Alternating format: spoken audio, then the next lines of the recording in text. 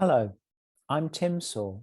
I teach Alexander Technique at the Royal Welsh College of Music and Drama, and this course is titled Hands-on Alexander Teaching, a Musical Analogy. I think that it is only human that we usually try to understand new things and new ideas and new experiences by looking for similarities with other things with which we are already familiar. So if, for example, you were, for the first time, to come across someone playing a lute, it would be perfectly sensible to start by saying to yourself that this unknown instrument seems to have certain similarities with a guitar, which is something that you already know about. And although that observation may be somewhat crude and limited, it does get you off to a good start. And you can use that initial comparison of the unknown with the known to gradually refine your ideas about the lute. Now, with Alexander hands-on work, I think that there's a danger here, because the things that it superficially resembles, the things which many people might naturally link it to in their minds as a way of beginning to understand it, a gentle massage perhaps, or a subtle therapy like craniosacral work, or maybe it seems like one person is making what you might call postural adjustments or corrections to another person's movement. These things that our hands-on work might seem to resemble in the way that a lute resembles a guitar prove to be unhelpful comparisons, because in the end, the real essence of Alexander hands-on work turns out to be impossible to understand in the context of these other hands-on disciplines. Valuable though they may be in their own right, they are quite different from Alexander work. That's the first idea that I'd like to give you. The second is this. At the very heart of the Alexander technique lies a very particular perspective on our reactive processes. Alexander wrote that his work was primarily a technique for the control of human reaction, and that the aim of learning it was to get able to meet a stimulus that always puts you wrong and learn to deal with it. When I really started to think about this, I realized pretty quickly that above all, the thing that really pushes our buttons, the thing that really gives us a hard time from the point of view of our reactions, is our relationships with other people. Think about times when you've been stressed, or lost your poise or your patience, or been unhelpfully upset about something, or found a situation particularly tense. And I think you'll find that the most powerful examples of these stimuli that always put you wrong tend to be associated with reactions that take place within a relationship to another person. To me, once I'd noticed it, this became so startlingly and obviously true that I had to somewhat rethink my understanding of the Alexander technique.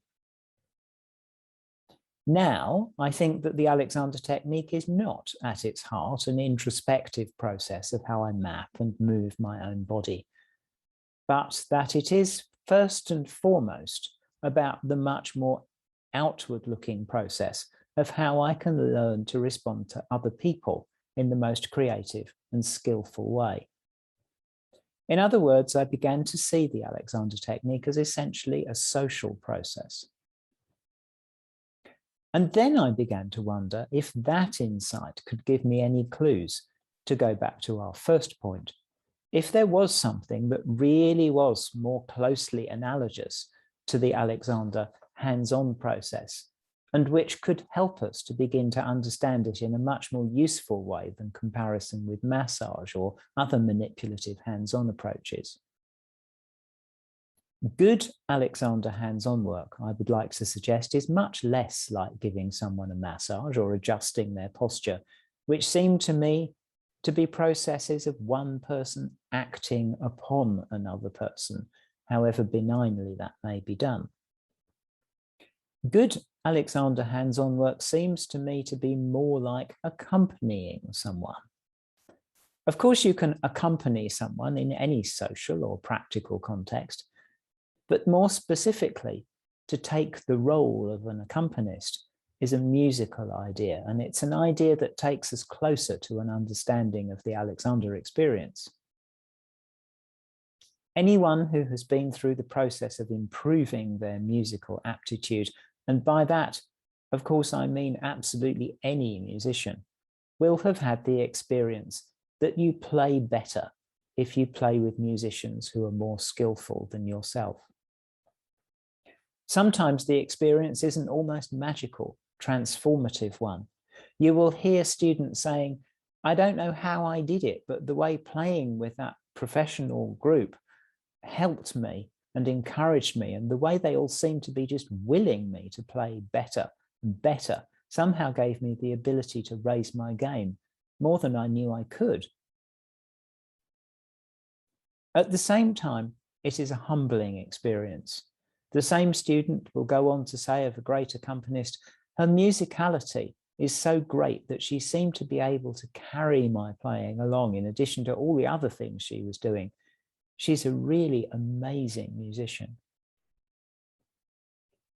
So the really skillful musical mentor or orchestral leader or accompanist or continuo player is often able to draw out the very best in a student's playing simply by enveloping the student in their own musical environment. There is an internet meme with a picture of someone playing a harpsichord with the caption, "Continuo players, solving problems you didn't know you had in ways you can't understand," which, whilst obviously humorous, captures the ability to nurture a student's playing in an extremely skillful and sophisticated way. What the student experiences in this situation is twofold. Their own playing is lifted to a new level, and they also recognise the greater skill and sophisticated musicality of the leader as an inspiration.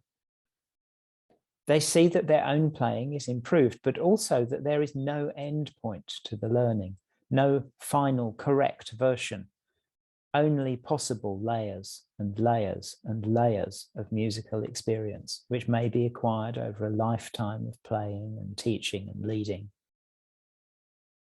Now this, I think, is taking us close to how Alexander hands-on work functions at its very best.